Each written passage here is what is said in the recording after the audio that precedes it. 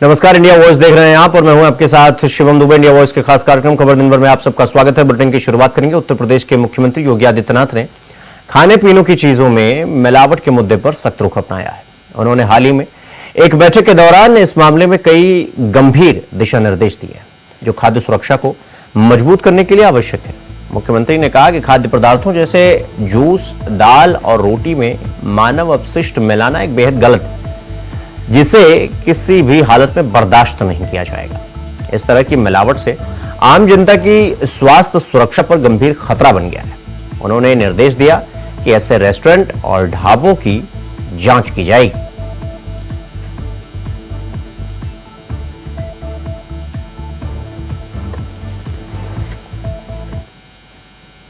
तो जम्मू और कश्मीर विधानसभा के दूसरे चरण के लिए बुधवार को मतदान होंगे। इस चरण में 6 जिलों की 26 विधानसभा सीटों पर वोटिंग होगी, जिनमें 3 जिले जम्मू डिवीजन में हैं और 3 जिले घाटी में शामिल हैं। इस चरण के प्रमुख उम्मीदवारों में पूर्व मुख्यमंत्री उमर अब्दुल्ला, जेकेपीसीसी अध्यक्ष तारिक हामिद कर्रा और बीजेपी जम्मू कश्मीर प्रमुख रविंदर रैना शामिल हैं। दूसरे चरण के चुनाव में करीब 2.5 मिलियन मतदाता 239 उम्मीदवारों के भाग्य का फैसला करेंगे। चुनाव आयोग ने मतदाताओं की सुविधा के लिए 3502 मतदान केंद्र स्थापित किए हैं, जिनमें से 1056 शहरी और 2446 ग्रामीण क्षेत्रों में मतदान केंद्र बनाए गए।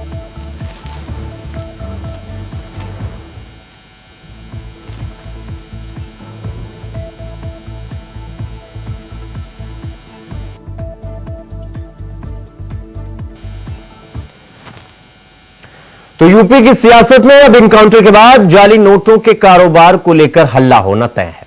यूपी पुलिस ने जाली नोटों के कारोबार का भंडाफोड़ करते हुए समाजवादी पार्टी के राष्ट्रीय सचिव मोहम्मद रफी उर्फ बबलू को गिरफ्तार किया है, जिसके बाद बीजेपी और ओपी राजभर सपा से सवाल कर रहे हैं।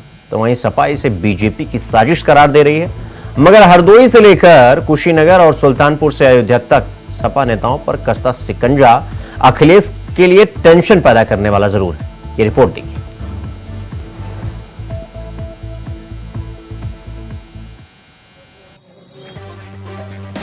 यूपी में अब तक एनकाउंटर पर सियासत थमी नहीं कि यूपी पुलिस ने जाली नोटों के कारोबार के अंतर्राष्ट्रीय गिरोह का पर्दाफाश करते हुए सपा के राष्ट्रीय स्तर के नेता मोहम्मद रफी अहमद उर्फ बबलू को कुशीनगर से गिरफ्तार कर लिया। गिरोह में 2 सपा नेता के साथ ही 10 शातिर अभियुक्त गिरफ्तार किए गए हैं, जिसके बाद यूपी के राजनीतिक खेमे में हलचल तेज है।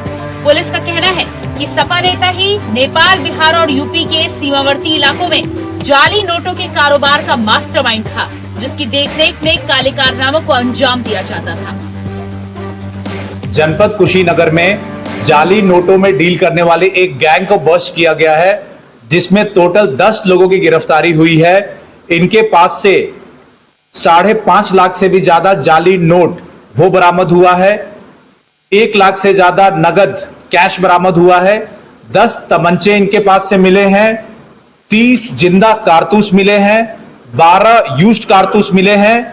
इसके अलावा काफी संख्या में सिम कार्ड, लैपटॉप वो बरामद हुआ है। इनके पास से 4 सुतली बम भी बरामद हुआ है। पुलिस के एक्शन में सपा नेता का नाम आते ही यूपी में सियासत भी करवा चुकी है। बीजेपी की सहयोगी सुभाषपा प्रमुख ओपी राजभर ने सपा से सवाल किया है कि इस तरह के कारनामे में सपा नेता ही क्यों लिप्त पाए जाते हैं। अयोध्या में रेप कांड में सपा नेता, कन्नौज में रेप कांड में सपा नेता, मऊ के रेप कांड में सपा नेता, अब नकली नोट वाले में भी सपा नेता। हर काम सपा नेता करते हैं। दुर्भाग्य है कि ऐसे लोग धरती पर देश के दुश्मन हैं, समाज के दुश्मन हैं। इन लोगों को तो तत्काल गिरफ्तार करके इनको सीधे जेल में भेजने की जमानत नहीं होनी चाहिए ऐसे लोगों की। तो वहीं यूपी में पुलिस की कार्रवाई और एनकाउंटर के बीच हो रही सियासत में अयोध्या से लेकर हरदोई और कुशीनगर से लेकर सुल्तानपुर तक जिस तरह से सपा के नेताओं पर नकेल कसी जा रही है, उसे लेकर सपा बीजेपी पर साजिश रचने का आरोप लगा रही है। तो वहीं बीजेपी सांसद गिरिराज सिंह का कहना है कि सपा का माफियाओं से पुराना रिश्ता रहा है। यही वजह है कि कार्रवाई बदमाशों पर होती है तो दर्द सपा सुप्रीमो को होता है। ये हमारे बेटे अजीत पर जो आरोप लगा है पूरी तरह से निराधार है, मिथ्या है और राजनीति से प्रेरित है। ज्ञातव्य हो, ये सबको पता है कि मिल्कीपुर विधानसभा क्षेत्र में जब सांसद बना हमने इस्तीफा दिया, खाली हो गया। यहाँ उपचुनाव होना है और जिसके लिए हमारे नेता माननीय अखिलेश यादव जी ने हमारे बेटे अजीत को सर्वसम्मत कार्यकर्ताओं के राय बांटते उसको उम्मीदवार घोषित किया है। भारतीय जनता पार्टी पूरी तरह से भयभीत है। उत्तर प्रदेश में अखिलेश यादव की सरकार रही थी तो माफियाओं की सरगना के रूप में, तो स्वाभाविक है उनका रिश्ता अभी भी माफियाओं से जुड़ा है और इसीलिए वो जब भी किसी अपराधी पर कड़ी कार्रवाई होती है तो उनको तकलीफ होती है। कुल मिलाकर जिस तरह से मोहित खान से लेकर नौशाद खान और मंगेश यादव से लेकर मोहम्मद रफी का नाम अपराधियों की फहरिस्त में शामिल है, उससे सपा की पीढ़ी के तार हिले हुए हैं। मगर सियासत की बिसात और कानूनी कार्रवाई में किसे शह किसे मात मिलती है, ये देखना दिलचस्प होगा। Bureau report, India voice.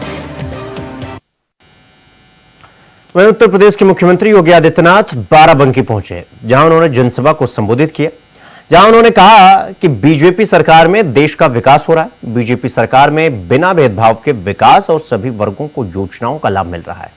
प्रधानमंत्री के नेतृत्व में देश आगे बढ़ रहा है। सुनिए मुख्यमंत्री योगी आदित्यनाथ ने क्या कुछ कहा। राजनीति के एक नए सितारे का उदय हुआ था, जिन्होंने देश की आजादी के तत्काल बाद पहले राष्ट्रीय स्वयंसेवक संघ में, फिर भारतीय जनसंघ के माध्यम से भारतीय राजनीति में प्रवेश करते हुए भारत की सामाजिक नीति, भारत की आर्थिक नीति, भारत के अंदर राजनीतिक व्यवस्था, इन सब के बारे में अपने जो विचार व्यक्त किए, उन विचारों की प्रासंगिकता आज न केवल भारत में बल्कि पूरे वैश्विक समुदाय के सामने आज उन सभी मुद्दों की, उन मूल्यों की प्रासंगिकता देखने को मिल रही है। पंडित दीनदयाल उपाध्याय जी ने बहुत स्पष्ट रूप से कहा था कि आर्थिक उन्नति और प्रगति का मापक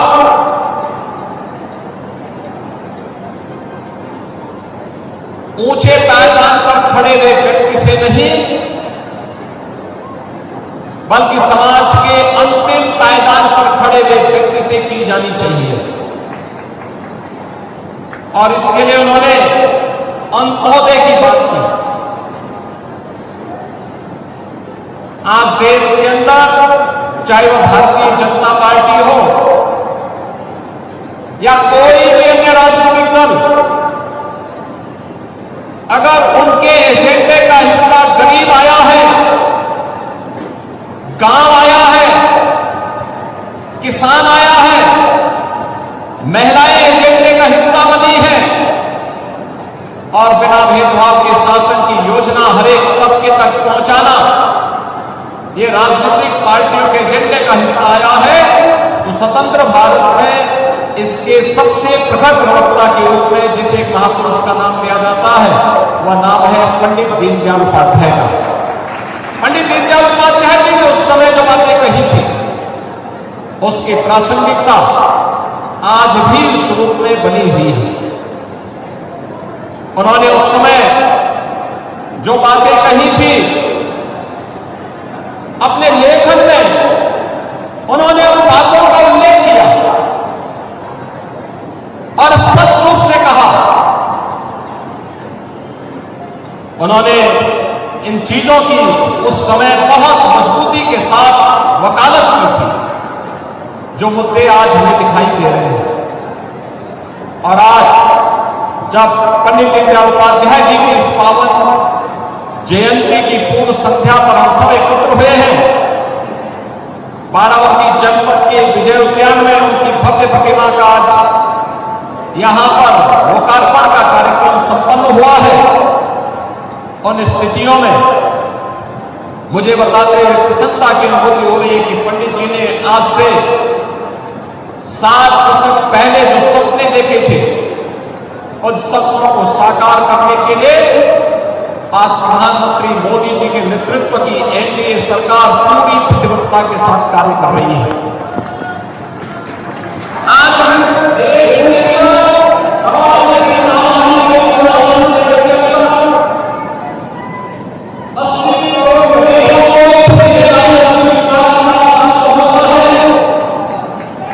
अब विकास का लाभ केवल लखनऊ तक, प्रदेश की राजधानी लखनऊ तक सीमित नहीं रहेगा, बल्कि उसका बराबर का भागीदार बाराबंकी भी बनने जा रहा है। बाराबंकी स्टेट कैपिटल रीजन का पार्ट बनते ही बाराबंकी के साथ यहां के इंफ्रास्ट्रक्चर को मजबूती प्रदान करने का कार्य, पब्लिक ट्रांसपोर्ट की बेहतरीन सुविधा का लाभ प्रदान करने का कार्य और उसका लाभ भी बाराबंकी के वासियों को प्राप्त होने जा रहा है। वैसे भी बाराबंकी को इस बारे में सौभाग्यशाली है, एक और प्रदेश की राजधानी लखनऊ है और दूसरी तरफ श्री अयोध्या धाम है। दोनों के बीच में बाराबंकी, विकास वहां हो या यहां हो, उसके लाभ से बाराबंकी को कोई वंचित नहीं कर सकता है और बाराबंकी इन योजनाओं के लाभ से आगे बढ़ेगा, इसमें कोई संदेह अब नहीं होना चाहिए। तो यहां पर रुकेंगे एक छोटे से ब्रेक के लिए, खबरों का सिलसिला जारी है, फौरन लौट रहे हैं। ब्रेक के बाद एक बार फिर आप सबका स्वागत है मेरे साथ। रुक करेंगे अगली खबर की ओर। वक्फ बोर्ड संशोधन बिल 2024 को लेकर खींचतान के बीच विश्व हिंदू परिषद के कार्यकर्ता इसके समर्थन में। विहिप यानी वीएचपी के संयुक्त महासचिव डॉक्टर सुरेंद्र जैन कहते हैं कि वक्फ के नाम पर खुली लूट हुई है, जिसे हम न सिर्फ हिंदू समाज के लोग बल्कि मुस्लिम समाज और देश की संपत्ति के खिलाफ ही सबसे बड़ा संवैधानिक डकैती कह सकते हैं। यह संवैधानिक आवरण अनुमति देता है।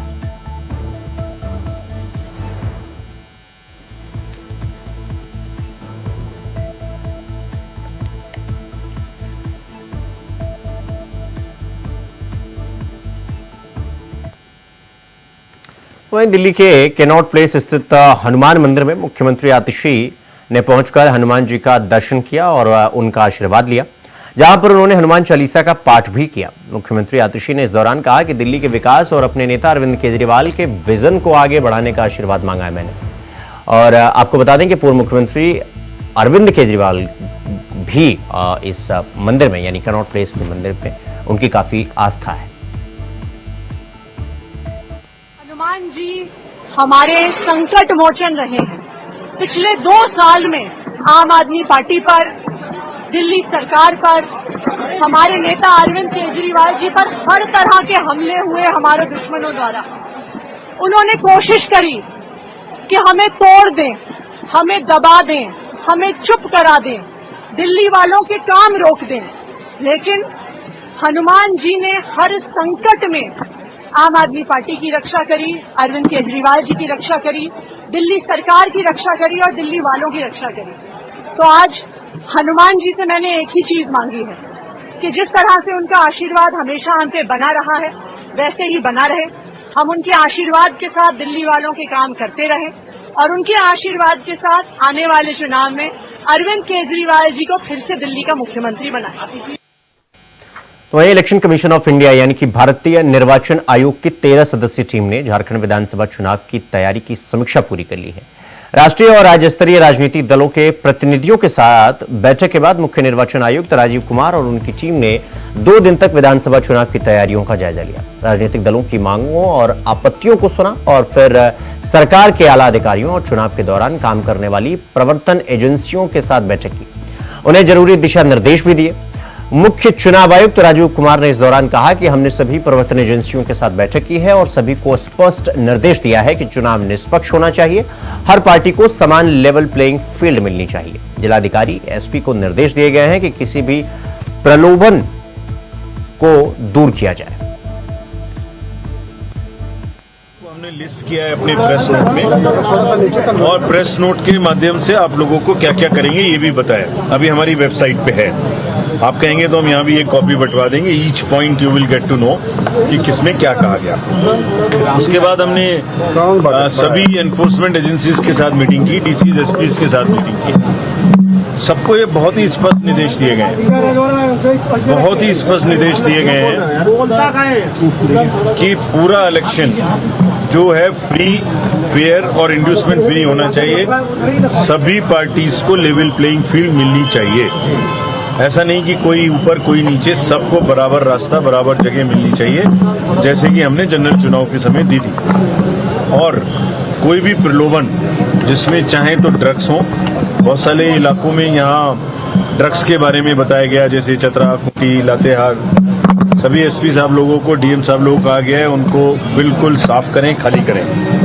इसी प्रकार से जो बॉर्डर्स हैं उन बॉर्डर्स को सील करेंगे, उनमें टीम्स बैठाएंगे। कोई भी अगल बगल के किसी भी राज्य से किसी भी प्रकार का कोई डिस्टर्बेंस यहाँ नहीं होना चाहिए, ऐसी उनको ताकीद की गई है। तो सभी डीएम साहब लोगों को, एसपी साहब लोगों को पूरी ताकीद की गई है और चुनाव बिल्कुल निष्पक्ष हो, समय से हो, अच्छे से हो, इसके लिए सबको डायरेक्शंस दी। कब तक घोषणा हो जाएगी सर? संतुष्ट है यहाँ की तैयारियों से? तैयारियों के माध्यम से अभी जो 2024 का जनरल इलेक्शन हुआ था उसमें कोई घटना या कोई किसी प्रकार की समस्या झारखंड से नहीं आई, तो प्रशासन अपने आप में दुरुस्त है। प्रशासन को ये भी कहा गया है कि अभी चुनाव है तो आरोप प्रत्यारोप का पूरा दौर चलेगा। कुछ उनके ऊपर आरोप लगाएंगे, कुछ उनके ऊपर काउंटर आरोप लगाएंगे। उन्हें सिर्फ अपने रास्ते पे अडिग रहना है कि लेवल प्लेइंग फील्ड प्रोवाइड करें, ना आरोपों से डरना है, ना कोई गलती करनी है।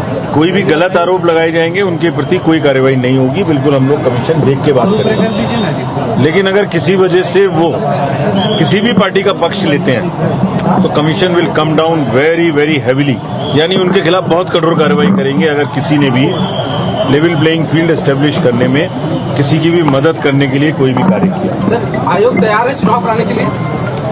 आयोग हमेशा तैयार रहता है, वो नियम हमेशा हम बिल्कुल तैयार होगी ये जानना चाहते हैं सर। महाराष्ट्र के साथ हो जाएगी सर?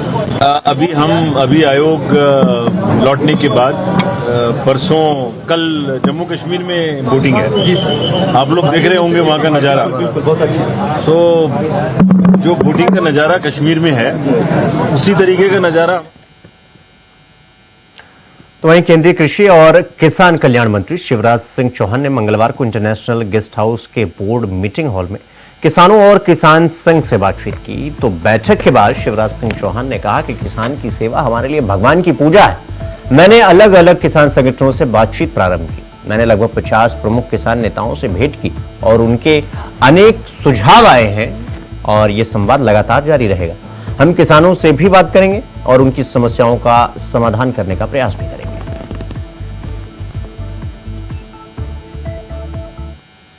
मैंने पहले भी कहा है, कृषि भारतीय अर्थव्यवस्था की रीढ़ है और किसान उसकी आत्मा, और किसान की सेवा हमारे लिए भगवान की पूजा है। पिछली बार जब 100 दिन की उपलब्धियों की चर्चा मैं कर रहा था तब ये तय किया था कि हर मंगलवार को किसान या किसान संगठन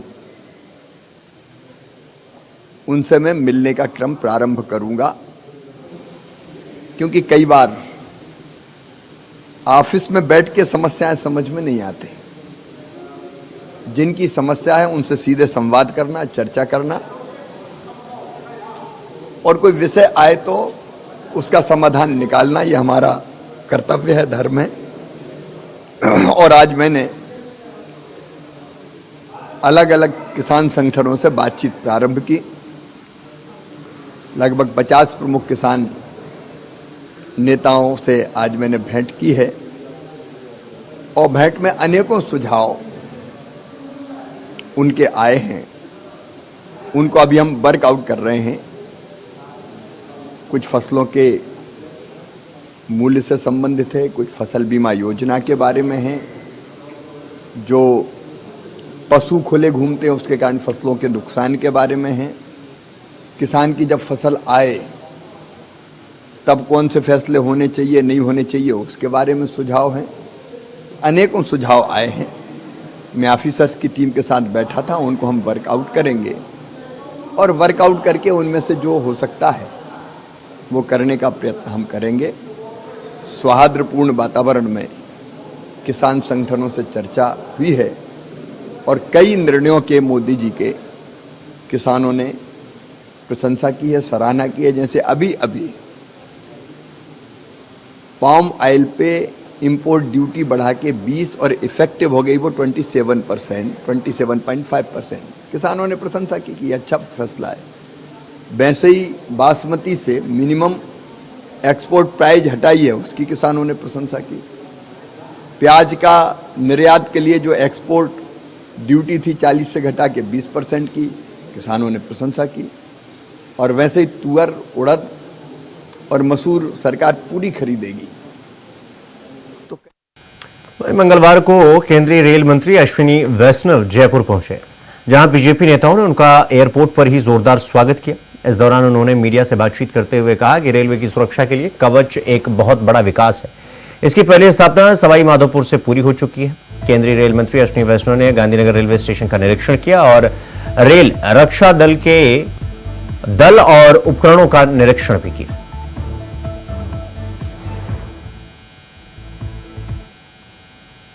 आप जयपुर गांधीनगर स्टेशन का रीडेवलपमेंट का जो प्रोजेक्ट देख रहे हो, अभी तक बने जितने भी स्टेशन हैं उन स्टेशन में देश भर में आपको पता है कि 1324 स्टेशन का रिकंस्ट्रक्शन चल रहा है, रीडेवलपमेंट चल रहा है। और विश्व की सबसे बड़ी स्टेशन रीडेवलपमेंट परियोजना आज प्रधानमंत्री नरेंद्र मोदी जी के मार्गदर्शन में भारत में चल रही है।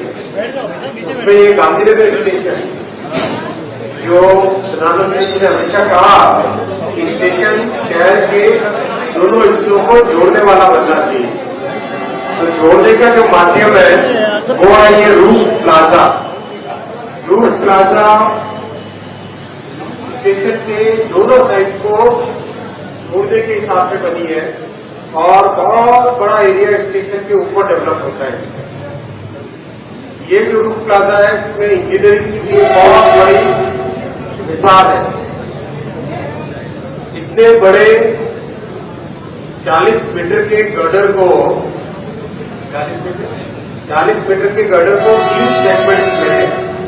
3 सेगमेंट में इतने बड़े गर्डर को लॉन्च करना अपने आप। तो खबरों में आगे बढ़ेंगे। आपको बता दें कि अमरोहा में झोलाछाप डॉक्टर पर प्रशासन का चाबुक चला है। प्रशासनिक और स्वास्थ्य की संयुक्त टीम ने जिले भर में छापेमारी कर 15 अवैध अस्पताल सील किए हैं।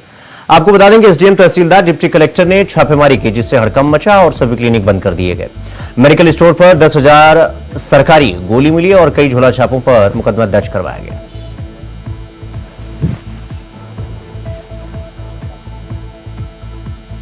तो वहीं ललितपुर पुलिस अधीक्षक मोहम्मद मुश्ताक के निर्देशन में जिले में अवैध शराब के खिलाफ मुहिम जारी है। अभियान के तहत थाना सदर कोतवाली क्षेत्र के ग्राम मऊमाफी स्थित कबूतरा डेरे पर क्षेत्राधिकारी सदर अभय नारायण राय, थाना कोतवाली पुलिस और आबकारी निरीक्षण द्वारा दबिश देकर बड़ी मात्रा में कच्ची शराब बरामद की, जिससे हजारों लीटर लहन नष्ट किया गया। मौके से 7 अभियुक्त को गिरफ्तार किया गया है। इस दौरान करीब 150 लीटर अवैध कच्ची शराब भी बरामद हुई।